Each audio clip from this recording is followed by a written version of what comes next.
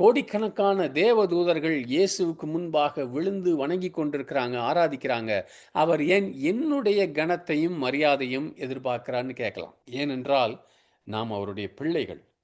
நாம் ராஜ குடும்பத்தை சேர்ந்தவர்கள். ராஜரீக ஆசாரியத்துவம் என்பது நம்முடைய ஸ்தானம்.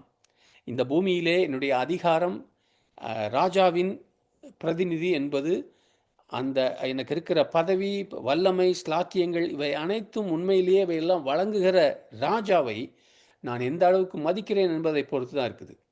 நான் இயேசுவை ராஜாவாக பணிந்து கொள்ளாத போது, என் ராஜாவின் எதிரியாகிய சாத்தான் இடத்துல போய் நான் இயேசுவின் நாமத்தில் கட்டளையிடும் போது, சாத்தான் அவருக்கு பணிவானா?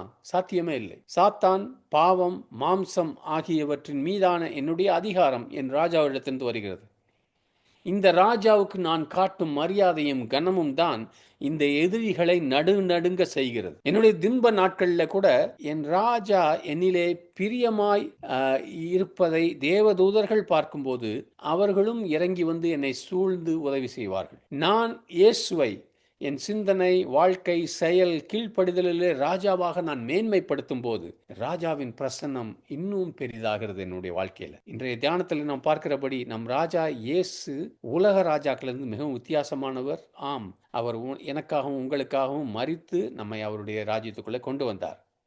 மேலும் இந்த நாட்களிலே, இந்த சபையின் யுகத்திலே அவர் ஒரு மென்மையான ராஜா. அவர் தான் நம் மீது தன்னுடைய ஆட்சியை வலுக்கட்டாயமாய் திணிப்பதில்லை. நாம் அவருடைய ஆட்சிக்கும் வாழ்வில் ஆட்சி செய்வதற்கும் நாமாக வந்து மனமுவந்து அடிபணிய வேண்டும் என்று இயேசு விரும்புகிறார். இந்த நேரத்தில் நீ இயேசுவை அனுமதிக்கிற இடத்திலே உன் வாழ்க்கையின் காரியங்களை அவர் ஆட்சி செய்வார். நீ இயேசு உன்னுடைய பண விஷயங்களுக்கு ராஜா என்று ஏற்றுக்கொண்டால் அவர் அங்கே ராஜாவாக இருப்பார்.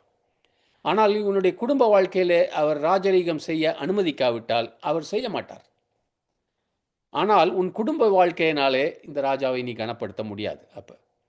அப்போ இயேசுவை ராஜாவாக கனப்படுத்துவது என்பது பகுதி அளவுக்கு தான் இருக்கும்.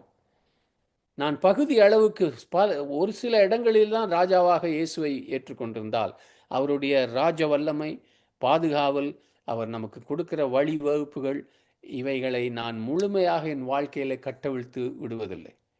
இயேசு ராஜாவாக இருந்தால் நம் வாழ்வின் அனைத்து பகுதிகளிலும் அவரை கனம் செய்ய வேண்டும்.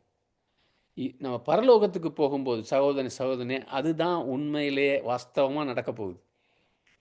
இயேசு தான் எல்லா காரியத்திலும் நமக்கு ராஜாவாக இருக்க போகிறார். நீயும் நானும் ஏன் அதை இங்கேயும் இப்போதும் நம்முடைய உலக வாழ்க்கையிலும் அதை ஒரு யதார்த்தமாக மாற்றக்கூடாது? யோசிச்சுக்குங்க.